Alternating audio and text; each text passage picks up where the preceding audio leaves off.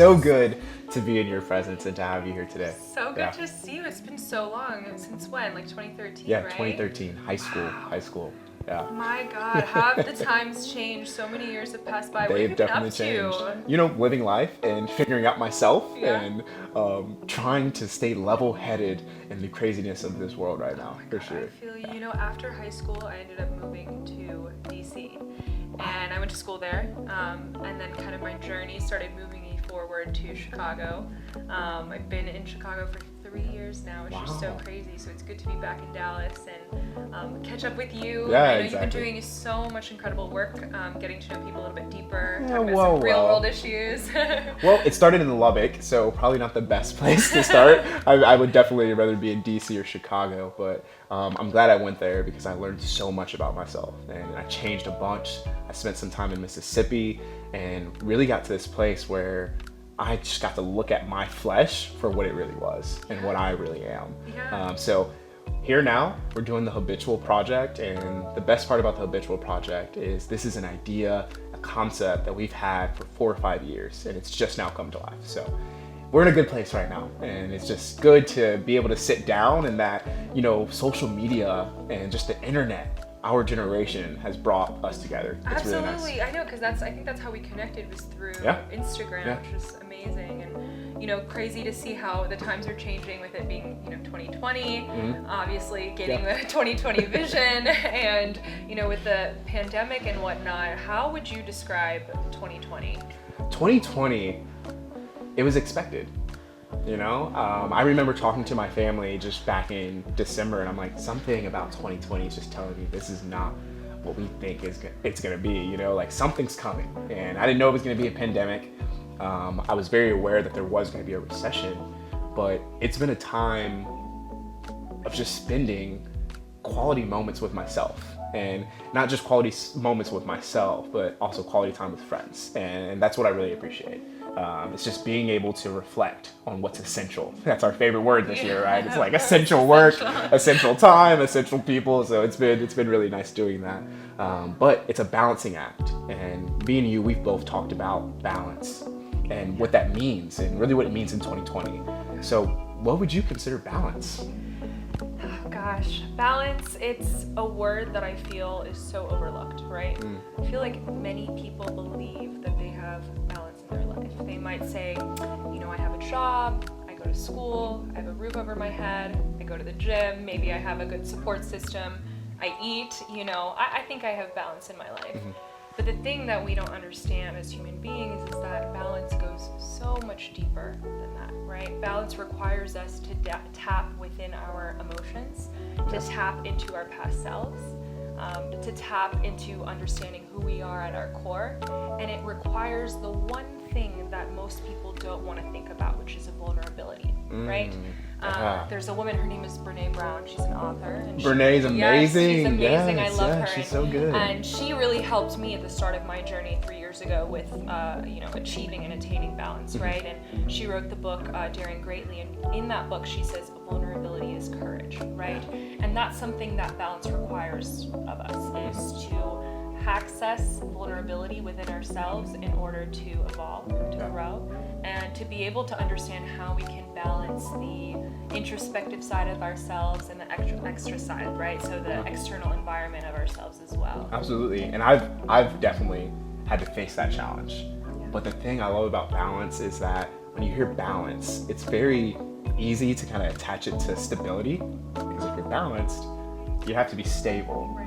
But for me, balance has definitely been sacrifice. Like I've had to sacrifice pieces of me and kind of die to it or surrender to it to kind of actually achieve balance. There is no equality, you know, in balance, which would make you feel that you're stable. That's something that I've had to learn this year. Yeah, and you know what? It's interesting you said surrender, and that's so true, because if you're not choosing to surrender to the chaos, the difficult situations, what ends up happening is you acquire a victim mentality mindset. Wow, that's good.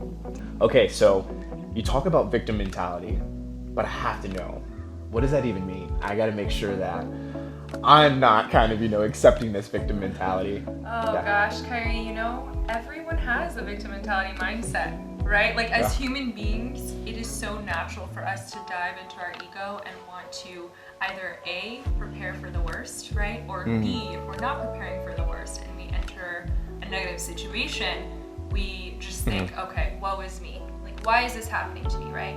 And that's what I found about my journey 3 years ago when I first started was any negative situation that happened, it wasn't happening to me, it was actually happening for me, right? It was happening in the mindset of this is happening to you so that you could grow, right? So that you could evolve and learn from the situation. So any negative situation that was happening to me, I kept saying, man, I hate the world, I hate, God, the one above, I'm so angry. I just felt so much anger in my heart where I just thought everything was against me. And that's what the victim mentality mindset will do. It'll have you kind of switch mindsets and want to delve into negative thinking, right? So, for example, if I'm holding a glass out like this with my hand, right? You're holding a glass in your hand. The weight of the glass doesn't change, right? But the longer that you hold the glass, the more painful it becomes. Yeah. So victim mentality mindset works the same way, right? It's like the longer you hold on to your burdens, the more burdensome it becomes, the more painful it becomes. Right. So what are some cues though? Like how are you able to really catch it? Yeah, you know what? It's just really hearing yourself, hearing your inner voice. Okay, so every single human being has that inner critic voice, right? Whether you grew up in a home that was, loving or whether you didn't, right? It's just a natural thing that human beings have. So the idea is that in any negative situation, as soon as you start to see cycles repeat in your life and you're seeing the same negative situations kind of happen over and over and you're like, why is this happening? I've been improving myself, I've been trying, but you're still feeding that inner voice within you that's saying, you're the victim, it's your fault. This is happening because you are not a good person, you're not meant to achieve this or XYZ, right? Insert that thought. You have to just recognize that and you have to say, okay, I now need to create the intention to approach this mindset. Exactly. This solution-seeking mindset. That's huge. What is this negative situation trying to teach me? What do I need to learn here? Right? It's hard to do because human beings don't want to take accountability, and victim mentality requires us to take accountability. That's huge. You need to take accountability in order to achieve that balance, right? And therefore eliminate the victim mentality mindset, right? But after you've kind of started hearing that voice, you need to hone a little bit deeper, okay, into your internal environment, yourself, which can be hard if you don't love yourself, if you don't have compassion for yourself, right? Self-love is crucial to work towards eliminating that negative energy, so to speak, in your environment. Yeah, I absolutely love that. And when you talk about victim mentality, looking at myself in the mirror right now, I'm thinking of, have I been the victim or have I maybe, when you get like sympathy sick for someone, have I maybe taken that victim mentality on for a family member or maybe a friend because they had the victim mentality? Or is that me still being the victim? Like, is that, but it's, you have to be aware of the voices that you're even letting in, and you have to create this sense of stillness or silence. And right now I've been working on concentrated breathing and intentional breathing. And that's really helped me kind of clear everything else out and understand, Carrie, these are your thoughts for you. I mean, we spend all day just getting on Instagram, and what do? We scroll and we watch stories. And we spend so much time watching other people's stories that we forget that we're living out our own right now. Yeah. Powerful. Yeah. And that just ultimately brings us into that negative spiral, right? Exactly. Over and over again. It just becomes that cycle. And I have to be very mindful of taking on someone else's victim mentality without becoming a victim myself, and just realizing that I'm in control. You need to have control over your environment, but it's all about listening to your inner thoughts, right? As soon as you do that, then you recognize, okay, I need to have compassion for myself. I can't be taking everyone else's problems and my own. You feel me? Like I can't be taking everything else that's happening to me. I need to love myself now. That's so good. I love that. So, Kyrie, how have you been able to take accountability of the triggers from your past self and any triggers from your current self today? Well, first, they're the same person, right? And I think it takes an understanding of me. I know exactly what I do. I know my tendencies. And I have to move to a place that these emotions or just me lashing out or that poor behavior, it's something to be understood and then conquered. And once you get that, you just have to get in a position that the pain to stay the same is more than the pain to change, right? Because when you get there, you're gonna change today. It's gonna get done, for sure. Do you think that you've discovered any self-soothing methods for yourself and your routine? Oh, definitely. I for sure have. Like, I had some pretty bad eating habits. I put on about 55 pounds after high school. That's Now, hard to believe. It's college, right? Yeah. But it's also just very, very bad habits. And I started realizing that I'm a very emotional eater. And I got that from my mom. She's probably not the happiest to understand that. I know she's listening to this, and I need to take accountability of not blaming it on her. But I went on a little vegan stretch because I had some bad health issues. And once I changed my eating and got into juicing, and I could go all day about how that was, but I had a clear mind, you know? I had a very clear mind once I noticed that I was an emotional eater. It exposed other habits, and I'm habitual Kyrie. And a lot of people think that the habitual aspect of that is good habits. No, habitual Kyrie is recognizing and being accountable of the bad habits and understanding that they need to change. Exactly, Yeah. I agree with you. And would you say that your external influences, right, the people that you're connected to, your network, have played a huge role into you achieving balance and maintaining those boundaries, maintaining, you know, the triggers, all of that? That's a really good question. And I think we all need to think about it. External influences. Because here's the deal.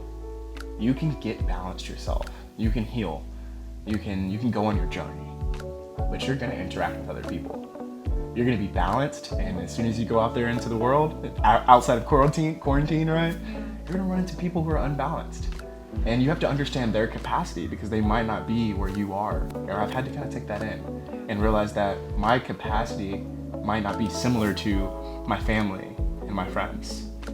I spent a lot of time recently, definitely during this year, just questioning, like, maybe the people that are in my life are displaced. Like, you know, when you have friends and close people in your life, you like to think that you connect on morals and that you connect on values, shared experiences.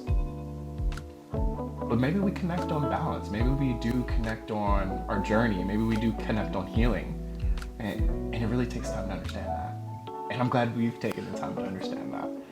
And that's what it's about. It's about taking quality time to look at yourself and then look at the people that are sitting right in front of you.